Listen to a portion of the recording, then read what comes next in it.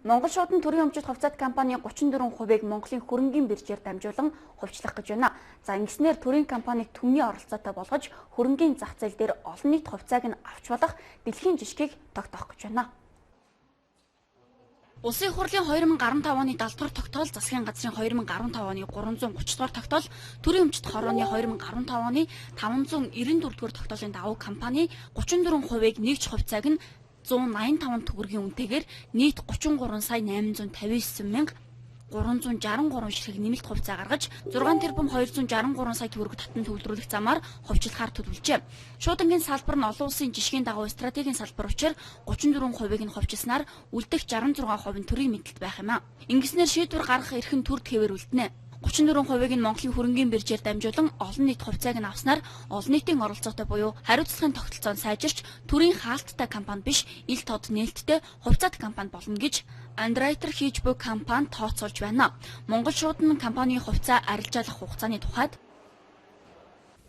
тэгэхээр эндээс татан төвлөрүүлж байгаа хөрөнгийг бол компанийн үйл ажиллагаа сайжруулах ашиглана гэсэн үг. Тэгэхээр таны оруулж байгаа хөрөнгө бол төсөв рүү явахгүй компанийн үйл ажиллагааны сайжруулалт явна. Тэр утгаар бол компани ирээдүйд ашигтай ажиллах боломж бол бүрдэж эхэлнэ гэсэн үг. Тэгэхээр нэг хувьцааг бол 185 төгрөөр гаргаж байгаа. Хэрвээ та одоо хувьчилд оролцъё гэдэг шийдвэр гаргасан байх юм бол 12 дахь сарын 28-наас 1-р сарын 6-ны хооронд үнцаасны дансыг нээлгээд тэнцэнэ мөнгө ойршуулад захиалга авах хэрэгтэй. За ингэснээр бол одоо энэ хувьчилд оролцох эрх маань эрхтэй болно гэсэн үг. Тэгэхээр энэ компанийн хувьд одоо 90 гаруй жилийн түүхтэй 334 сум, 21 аймаг, Улаанбаатарт нийт 40 салбараар дамжуулан 895 хүний бүрэлдэхүүнтэйгээр үйл ажиллагаа явуулдаг, шуудангийн үйлчлэгийг хүргэдэг ийм одоо олон жилийн туршлагатай хүний нөөцийн бүрдэл, ур чадварын хувьд одоо хангалттай хэмжээнд хүрсэн ийм улсын хэмжээний компани байгаа.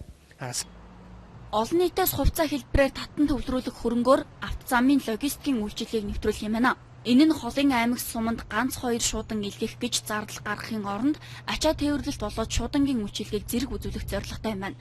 20-од жилийн өмнөх хувьчлалтай харьцуулбал хөрөнгийн захын хууль эрх зүйн орчин дэлхийн түвшинд дүүж очсон.